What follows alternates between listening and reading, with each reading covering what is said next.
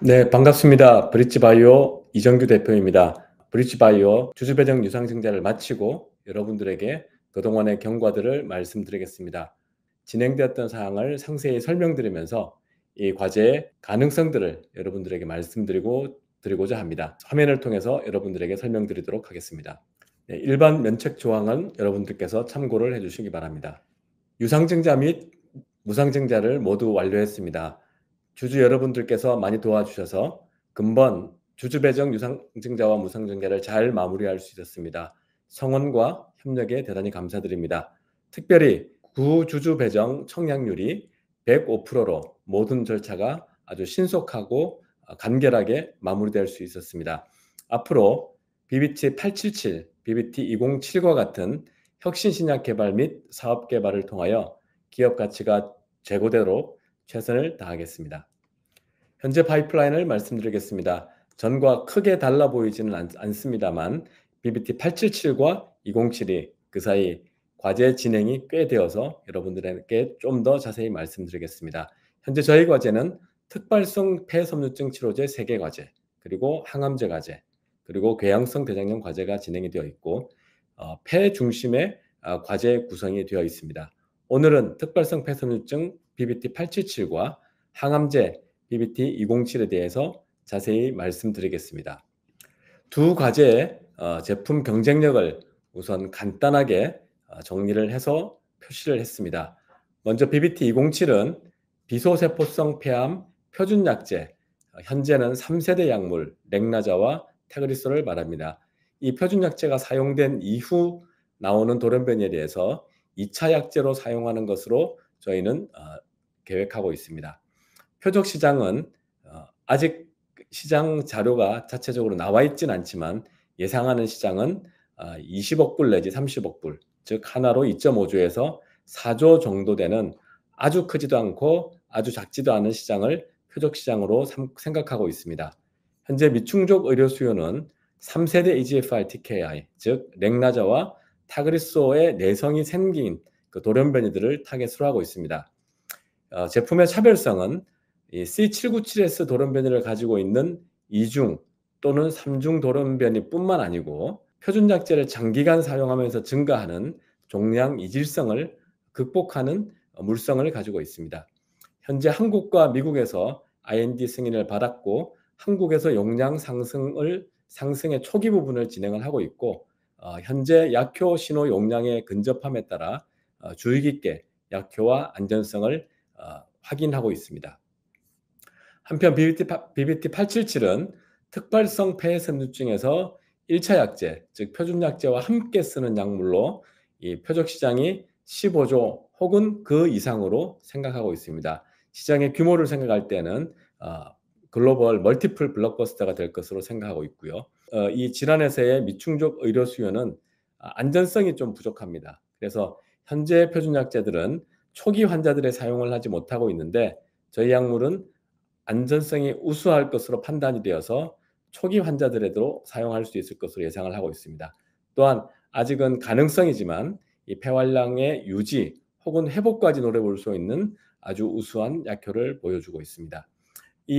이러한 차별성을 가지고 현재 오토택신 저해제라는 계열 내에서는 가장 앞선 최초의 약물이고 글로벌 임상 이상 후반부에 있는 몇 안 되는 파이프라인입니다. 오늘은 비소세포 폐암 EGFR 돌연변이 4세대 표적 치료제인 BBT 207을 먼저 말씀드리겠습니다. 먼저 말씀드리는 이유는 지난 몇 달간 용량 상승이 진행되면서 새로운 뉴스들이 있고 또한 EGFR 관련돼서 3세대 치료제로 렉나자가 허가받은 이후에 국내 몇 개 업체들이 이 4세대 치료제를 개발을 하면서 관심과 질문들이 많아서 이 BBT 207을 먼저 말씀드리겠습니다. 다 아시겠습니다만 렉나자가 최근에 승인을 받았습니다. FDA 승인을 진심으로 축하드리고 3세대에서는 이 한국의 EGFR 저해제가 따라가는 것이었지만 4세대에서는 우리나라가 퍼스트 인 클래스면서 베스트 인 클래스가 나오도록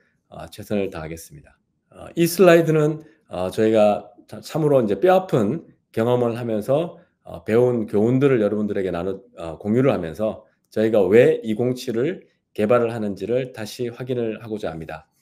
타그리소나 렉나자 등 3세대 약물을 1차 약제로 사용하게 됨에 따라서 C797S를 포함하는 이중 돌연변이가 주요 온타겟, 즉 EGFR의 새로운 약제 내성 기전으로 자리를 잡고 있습니다. 또한 1차 약제들의 복용 기간이 굉장히 장기화됨에 따라 온타겟 유래 돌연변이뿐 아니고 오프타겟 돌연변이들이 혼재되어 나타나는 종양 이질성이 높아지고 있습니다. 말씀드렸다시피 표준치료법이 변화되었습니다.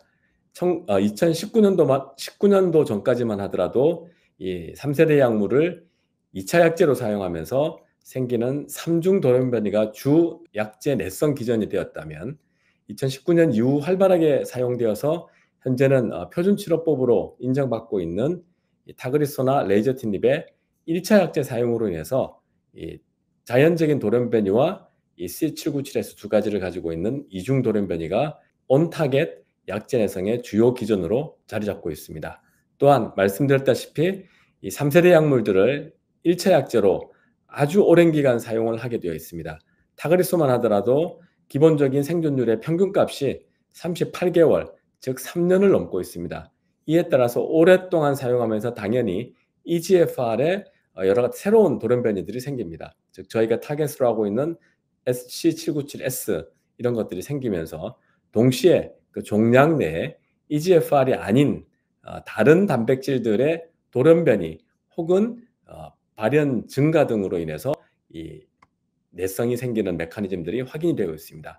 즉 3세대 약물을 1차 치료제로 사용하였을 경우에 이 온타겟 유래 내성과 오프타겟 유래 내성을 동시에 잡아야지만 굉장히 복잡해진 이 종양 이질성 부분을 극복하는 치료제가 될 수 있습니다. 또한 저희가 176을 통해서 FDA 혹은 컨설팅 업체와 작업을 하면서 최근 가속 승인 이후에 확정 임상, 보통 임상 3상을 말합니다. 해서 약효가 재현이 되지 않아서 이 가속 승인이 취소되는 경우들이 빈번히 발생함을 알 수 있었고, 이에 따라서 FDA에서는 가속 승인 신청 시점에, 즉 임상 2상을 마치고 가속 승인을 신청하는 그 시점에 최소한 임상 3상을 개시하거나 혹은 가속 승인을 내주는 시점, 그 시점에 임상 3상의 환자 모집이 완료되도록 권고를 하고 있습니다. 이에 따라서 임상 개발 비용과 임상 개발의 그 시점들이 굉장히 타이트하게 가게 되어 있습니다. 또한 확정 승인을 받기 위해서 동반 진단 개발이 동시에 진행이 되고 또한 동시에 완료가 돼야 됩니다. 저희가 알고 있는 바로는 NGS를 이용한 동반 진단의 경우 이미 다른 뮤테이션으로 허가받은 것이라 하더라도 최소한 2년 이상 그리고 1,000만 불 이상의 시간과 돈이 드는 것으로 알고 있습니다.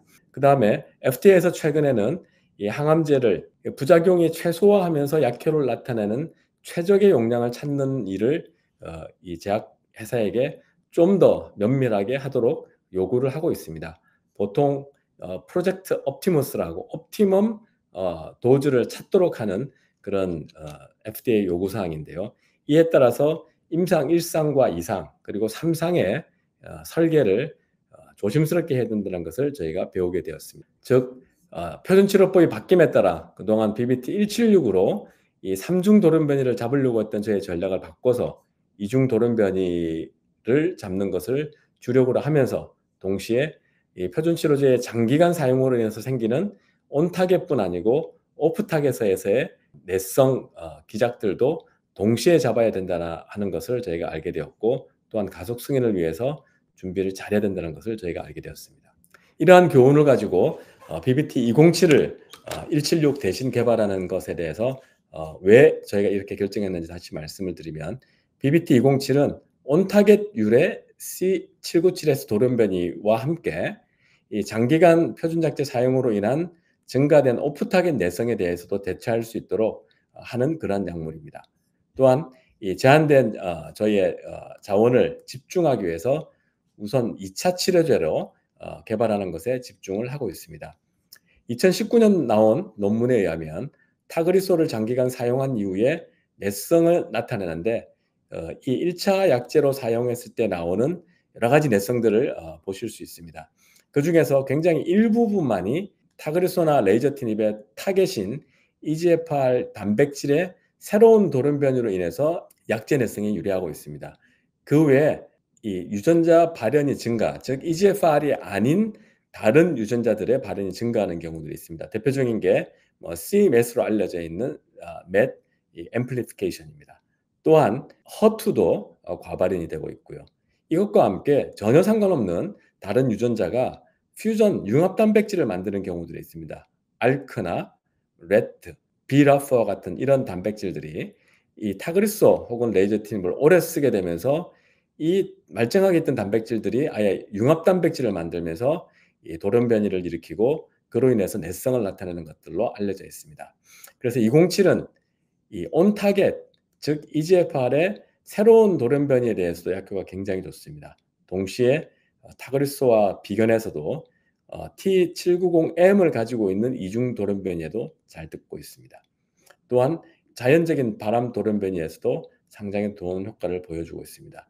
이와 함께 EGFR이 아닌 다른 타겟들, 즉 오프 타겟 변이에도 약물이 활성을 가지고 있습니다.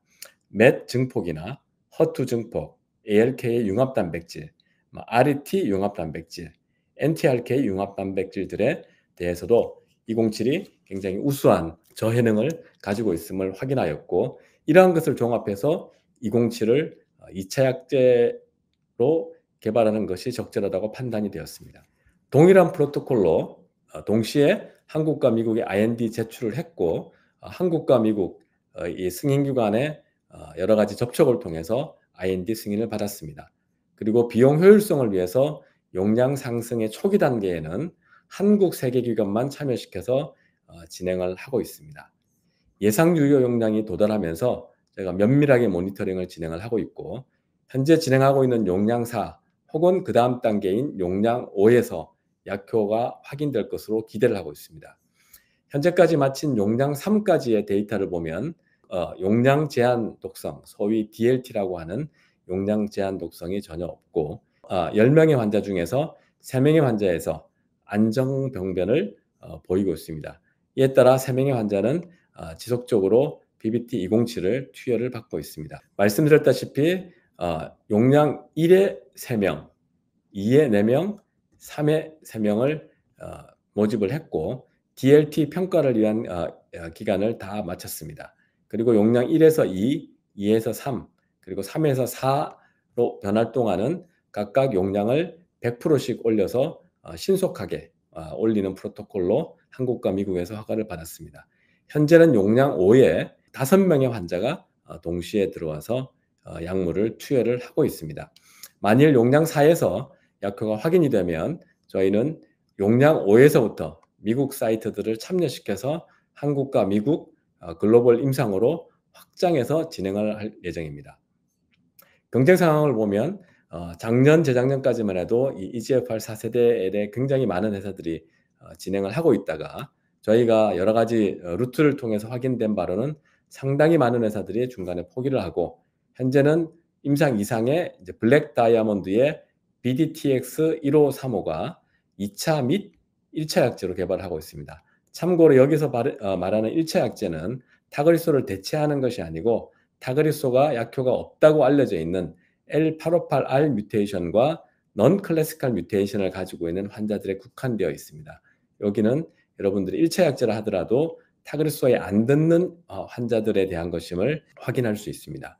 그리고 임상 1상에 저희가 용량 상승 시험 진행 중에 있고, 그리고 국내에서 보로노이가 BRN112 또한 임상 1상 용량 상승을 진행하는 것으로 알고 있습니다. 이 외에도 국내 몇 개 업체들이 임상 막 진행했거나 임상을 준비하는 것으로 알고 있습니다.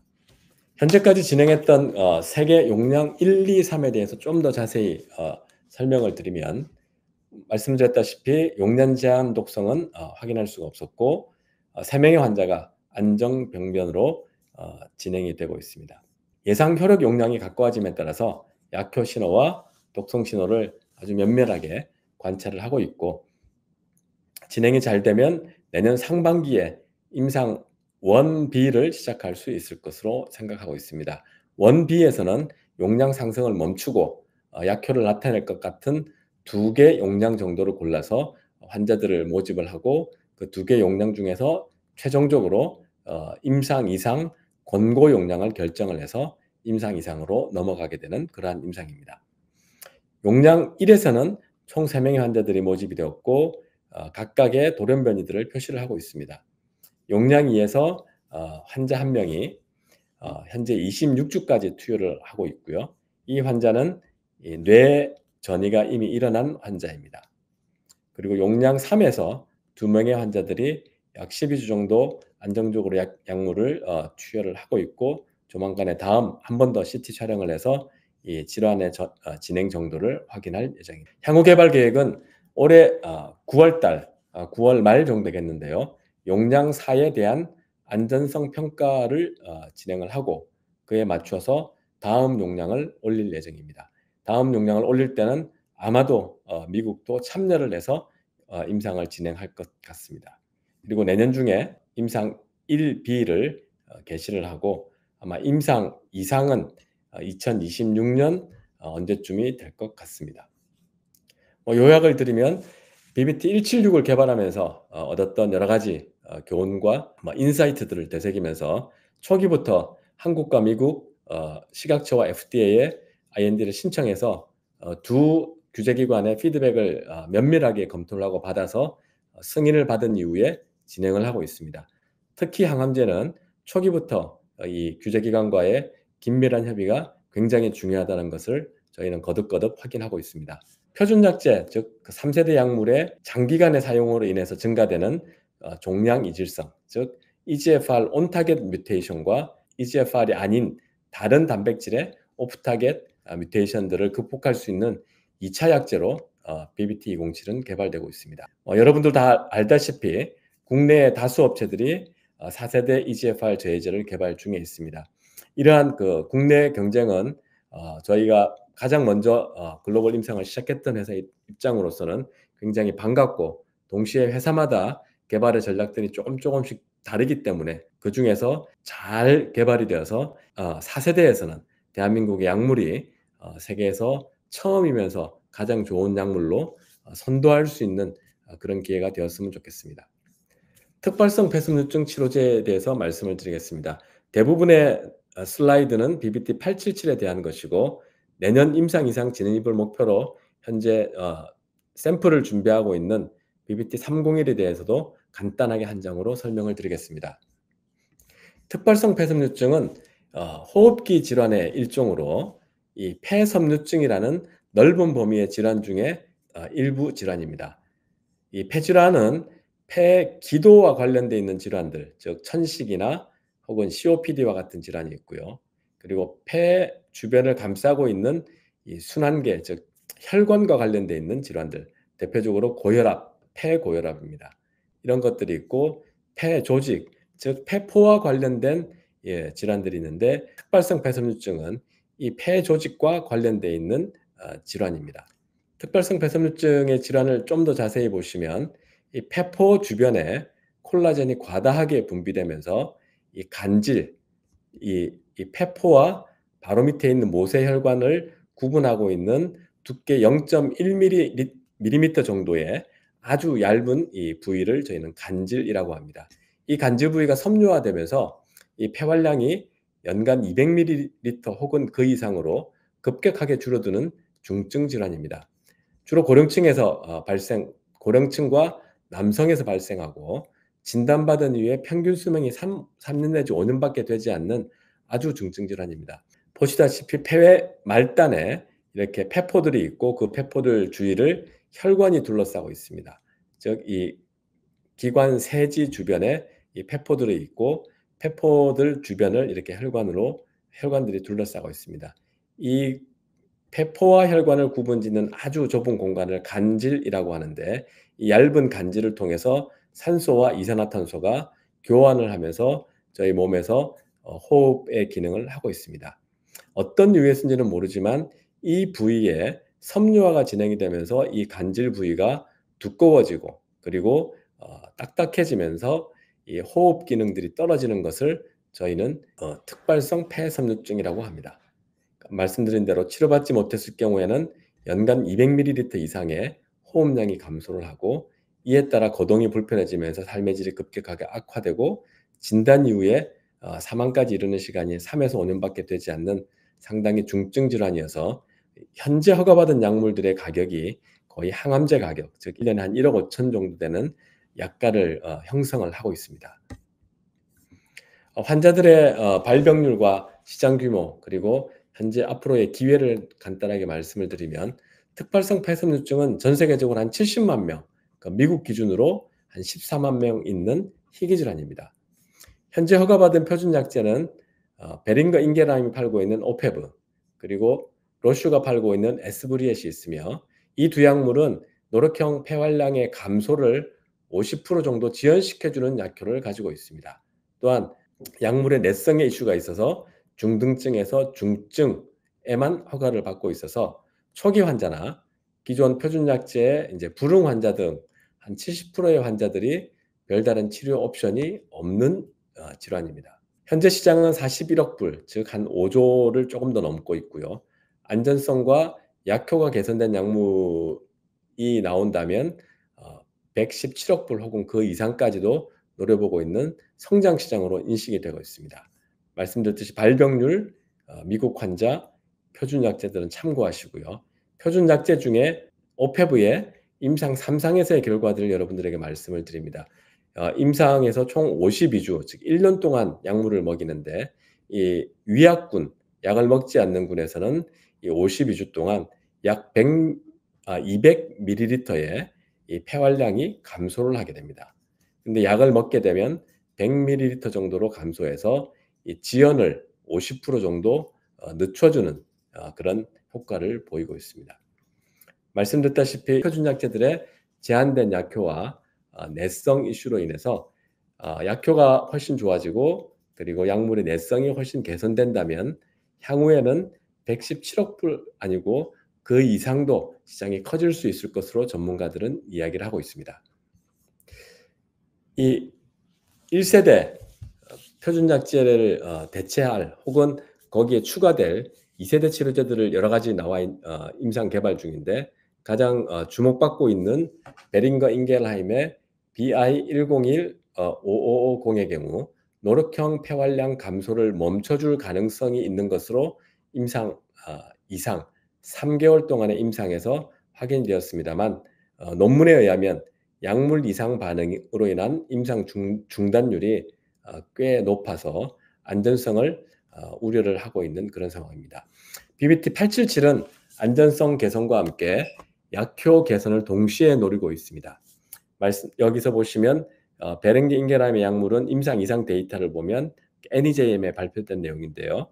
3개월 동안 위약군에서 80에서 90ml 사이에 폐활량이 줄어드는 반면, 약물군에서는 약 4.4ml, 오히려 임상 시작하기 시점 대비 늘어난 아주 좋은 약효를 보이고 있습니다. 아쉽게도 이 이상 반응으로 인한 임상 중단율이 꽤 있어서 임상 3상에서는 논문에 의하면 이 안전성 부분을 유심히 보아야 된다라고 말을 하고 있습니다. 현재 저희는 현재까지의 877의 안전성 트렌드와, 그리고 저희의 예측 약효 등을 고려해 볼 때 BBT-877은 폐활량의 감소를 멈춰주는 것 이상으로 노력형 폐활량을 개선해 줄 수 있지 않을까라는 그런 기대를 하고 있고, 이 안전성 부분에서는 현재까지 임상 결과 아주 안전한 것으로 확인이 되었습니다. 그래서 2x2 매트릭스에서 폐기능과 안전성을 동시에 다 개선할 수 있는 아주 유망한 2세대 약물로 기대를 하고 있습니다. 경쟁 상황을 보면 이 작용 기작이 아주 꽤 입증이 된 오토택신, 그리고 오토택신에 의해서 만들어지는 LPA라는 이 지방질과 관련되어 있는 이 프로젝트들이 다수를 이루고 있습니다. 현재 BBT-877은 글로벌 임상 이상에서 임상 기간이 6개월 이상 되는 아주 퀄러티 임상으로서는 소수의 과제이며 빅파마들의 관심을 받고 있습니다. 현재 상위 10개 제약사 중에서 8개 제약사가 IPF의 새로운 파이프라인 보강을 위해서 굉장히 활발하게 움직이는 것으로 알고 있고, 저희들도 대부분 접촉을 통해서 확인을 했고, 또한 인라이센싱을 위해서 꾸준히 저희가 교류를 하고 있다는 것을 확인할 수 있었습니다. 현재 임상 3상과 이상에 있는 약물 중에서 바이오 벤처들이 하면서 라이센싱 아웃의 대상이 될 수 있는 약물이 몇 개가 있는데, 그중에 미국의 바이오 벤처에서 하고 있는 플라이언트의 PLN 74809가 임상 이상 A를 마쳤고 약간 아쉬운 부분이 있어서 임상 이상 B, 즉 6개월 동안의 임상을 다시 하고 있습니다. BBT-877은 아예 처음부터 임상 이상을 6개월로 디자인을 했기 때문에 임상 이상의 종료 시점 대비해서는 종료 시점을 기준으로 할 때는 임상 이상에 있는 과제 중에서 BBT-877이 가장 빠를 것으로 예상하고 있습니다. 현재 말씀드린 상위 제약사들과 도입을 위한 협의와 접촉들 그리고 업데이트들을 계속 진행하고 있습니다. 임상 이상은 총 5개국에서 진행되고 있고 120명의 환자 모집이 다 완료되었습니다. 그리고 모집된 환자들을 1대1, 즉 약물군과 위약군을 1대1로 배정을 해서 총 24주 투여하는 설계로 되어 있습니다. 임상 사이트들이 50개가 좀 넘는데요. 대부분이 다수의 IPF 임상을 참여한 경험이 있는 연구자들이 하고 있습니다. 3차 독립 자료 모니터링 위원회 IDMC라고 줄여서 말씀드리겠습니다. 에서 임상 지속을 권고받아서 현재 잘 진행 중에 있고 안전성 부분에 대해서는 전혀 우려사항이 없음을 확인하였습니다. 8월 달에 최종 129명으로 마지막 한 3개월 동안의 환자 모집이 좀 더 많이 돼서 환자들을 초과 달성하고 저희가 당초 9월 중순까지 환자 모집을 완료하려고 했는데 8월 11일자로 최종 129명 완료를 했습니다. 초과 그리고 조기 달성을 했고요. 이에 따라서 탑라인 결과는 2025년 4월로 예정을 하고 있습니다. 임상 설계는 당초 계획은 120명 그리고 실제는 129명을 모집해서 약물군과 위약군 1대1로 구분을 하고 그리고 총 24주를 약물 투여를 한 이후에 마치고 4주 세이프티 모니터링을 하는 것으로 되어 있습니다. 환자들은 약물을 시작하는 시점 그리고 4주, 12주, 24주 그리고 24주 이후에 사후 모니터링이 끝나는 28주에 병원을 방문해서 여러 가지 테스트와 폐활량 검사를 받도록 되어 있습니다. 총 129명의 환자 중에서 표준 약제를 전혀 먹지 않고 있는 환자가 33명, 펄페니돈이라는 표준 약제를 먹는 사람이 46명, 그리고 닌테다닙을 먹는 사람이 50명으로 실제 현재 환자들의 전체적인 분포와 일치하는 아주 잘된 환자 모집이 되었습니다. 독립위원회가 3차회까지 걸쳐서 됐고 제가 10월 초에 추가 개최를 할 예정입니다. 초과 모집이 되었고 조기 완료가 되었습니다. 탑라인은 내년 4월까지 확보를 하고 그리고 결과들을 가장 유명한 학회에 발표를 하려고 하고 있습니다. 안전성 부분에서 데이터를 좀 보여드리면 3차 IDMC에서 제가 총 120명 약을 투여를 받고 있거나 이미 투여를 끝낸 환자들 120명 중에서 83명의 데이터를 가지고 안전성 확인을 했습니다. 그 결과 약물과 관련된 중대 이상 반응은 하나도 없었고요. 그리고 약물과 관련된 이 IPF 급성 악화도 없는 것으로 확인되었습니다. 특히 약물과 관련된 중대 이상 반응이 전혀 없다는 것은 이 약물의 안전성 부분에서 굉장히 좋다는 것을 입증해 줄 수 있는 좋은 중간 데이터였습니다. 아직은 언블라인딩이 안 돼서 최종적으로 모든 것이 다 확정이 된 데이터는 아니지만 현재까지 데이터상으로 그리고 사이트에서 환자들이 여러 코멘트들을 통해서 약물이 별다른 부작용 없이 굉장히 복용성이 좋다는 것을 확인할 수 있었습니다. 또한 임상 이상에서 저희가 노력형 폐활량을 계속 꾸준히 측정하고 있는데 다만 아쉽게도 어느 환자가 약물군이고 어느 환자가 위약군인지는 명확하게는 알 수는 없습니다만 내부적인 분석을 통해서 저희 약물은 이 안전성 부분이 이미 개선됐다는 것을 저희가 확인할 수 있었고 또한 폐기능의 감소를 멈춰주는 것 이상으로 회복시켜 줄 수 있다는 것들을 기대를 하고 있습니다. 또한 이것을 뒷받침하는 작용 기전들도 저희가 여러 가지로 검토를 하고 있습니다.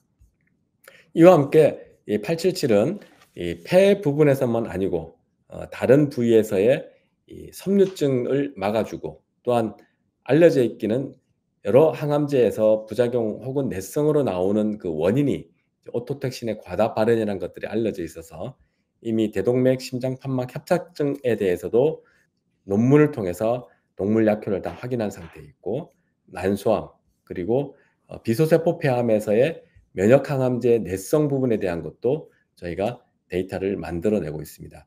자금이 추가적으로 확보되는 대로 이 과제들에 대한 적응증에 대한 임상을 펼칠 예정입니다.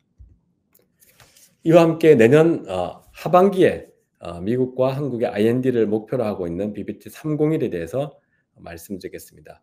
적응증은 877과 동일하게 특발성 폐섬유증이고, BBT877과는 전혀 다른 작용 기전으로, 그리고 전혀 다른 세포에 작용을 하기 때문에 약물들의 효과가 서로 상호 보완적일 것으로 생각을 하고 있습니다. 특징적으로 BBT301은 90년대 후반에 이미 허가받은 약물이기 때문에 안전성이 굉장히 확인이 잘 되어 있습니다. 이 약물의 신규 광학 이성질체로 체내 방광기가 짧고 약물 용량이 낮아져서 안전성을 좀 더 강화할 것으로 예상하고 있고, 저희가 확보하고 있는 용도 특허 외에도 용법 용량 특허 그리고 제형 특허들의 개발이 가능할 것으로 생각하고 있습니다.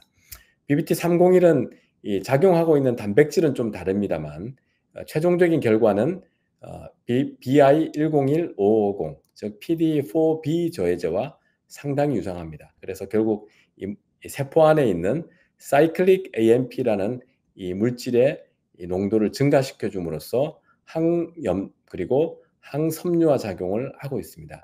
그래서 BBT301은 PDE4B 저해제가 가지고 있는 안전성 이슈가 없는 대체 약물로 저희는 아주 유망할 것으로 생각하고 있습니다. 이미 한 25년 이상 쓰여진 약물이기 때문에 안전성이 입증이 잘 되었고, 이에 따라서 저희는 FDA와 프리-IND 미팅을 통해서 임상 1상을 추가적으로 할 필요가 없다는 것을 확인하고 샘플이 만들어지는 대로 임상 2상을 시작할 수가 있습니다. 장기적으로는 BBT877과 BBT301의 컨비네이션을 통해서 안전하면서도 폐기능을 회복까지를 노려볼 수 있는 그런 약물로 개발할 예정입니다. 저희는 20 내지 30억 불의 타겟 시장을 가지고 있으면서 이 4세대 약물 중에서는 상당히 앞서 있는 이 BBT207이 제품 경쟁력이 상당히 높다고 생각합니다. 또한 국내 여러 경쟁업체들과 선의의 경쟁을 통해서 아주 우수한 약물로 개발할 자신이 있습니다. BBT877은 이 특발성 폐섬유증이라는 대상 수명이 굉장히 짧은 이 중증 질환에 대해서 저희는 큰 시장을 형성하고 있으면서 현재 미충족 의료 수요를 맞춰줄 수 있는 오토택신 계열 내의 최초이면서 글로벌 임상 이상 후반부에 있는 과제로 가치가 굉장히 높다라고 생각을 하고 있고, JP모건이나 바이오 등을 통해서 여러 번 확인을 했습니다. 그래서 글로벌 경쟁력을 가지고 있는 임상 이상 후기 단계에 있는 BBT877과 그리고 아주 뚜렷한 미충족 의료 수요를 가지고 있으면서 EGFR 저해제라는 분야에서 굉장히 잘하고 있는 국내에서 여러 업체들과 경쟁을 하면서 성장할 수 있는 BBT207 두 가지 약물이 임상 단계에서 활발히 진행 중에 있습니다. 이러한 두 가지 약물을 중심으로 8월 달부터 본격적으로 IR 그리고 잠재 투자자들과 미팅을 하고 있습니다. 현재 저희는 24년 그리고 좀 더 멀리 보면 25년 상반기까지 목표를 하고 있는 BBT877의 임상 환자 등록은 이미 완료되었고 복용까지 다 완료를 할 예정입니다. 그리고 BBT207은 주요 용량군이 진행 중에 있고 네 번째 용량 혹은 다섯 번째 용량에서 약효를 확인할 수 있을 것으로 기대하고 있습니다. 여러분도 아시다시피 BBT877은 2019년도 총 1조 5천의 규모의 기술 이전이 되었으나 아쉽게 돌아왔습니다. 하지만 저희는 지난 3년간 그리고 FDA와 열심히 협의를 하면서 임상 2상을 성공적으로 시작할 수가 있었고, 이제 129명 환자를 초과 모집하면서 이제 임상 이상의 후기 단계에 와 있습니다. 이에 따라서 기술 이전의 가능성도 굉장히 높아지고 있고 이미 관심 있는 회사들을 리스트업 및 이미 접촉이 다 완료된 상태에 있습니다. 그리고 여러분들께서 도와주셔서 주주 배정 유상증자를 통해서 자본이 확충이 되어서 단기적인 재무 리스크가 해소되고 있고 BBT 877의 글로벌 라이센싱 아웃을 통해서 내년부터는 추가적인 시장에서의 자금 조달이 없이 라이센스 아웃을 통해서 이미 확보된 자금으로 장기적인 R&D를 할 수 있는 셀프 서스테이닝 바이오텍 컴퍼니로 성장하도록 하겠습니다. 글로벌 경쟁력이 있는 BBT 877과 207의 임상을 잘 진행을 하고 동시에 그에 따라서 글로벌 기술 이전을 성과를 여러분들에게 조속히 보여드리도록 하겠습니다. 특히 BBT 877의 경우 언맷니즈가 굉장히 큰 이 IPF 시장에서 퀄리티 있는 임상 이상 개발을 하고 있는 소수의 과제로서 글로벌 블록버스터의 가능성을 거듭거듭 확인하고 있고 그 가능성이 점점 높아지고 있음을 피부로 느끼고 있습니다. 이에 따라서 당사의 기업 가치가 BBT 207과 877 그리고 301들을 잘 반영할 수 있도록 자본시장과의 소통을 최선을 다하도록 하겠습니다. 지난 몇 년간 굴곡이 있었지만 저희는 굴하지 않고 BBT 877의 개발을 지속하였고 또한 BBT 176을 아쉽게 중단했지만 EGFR 저해제라는 분야에 포기하지 않고 BBT 207을 대체해서 현재 임상, 일상 용량 상승 시험의 약효 용량까지 근처까지 갔습니다. 이렇게 혁신 신약에 대해서 끝까지 물고 늘어지면서 한국 기반의 글로벌 혁신 바이오텍 기업으로 반드시 성장하도록 하겠습니다. 늘 함께해 주시는 주주 여러분들과 관심을 가지고 계신 모든 분들께 진심으로 감사를 드립니다.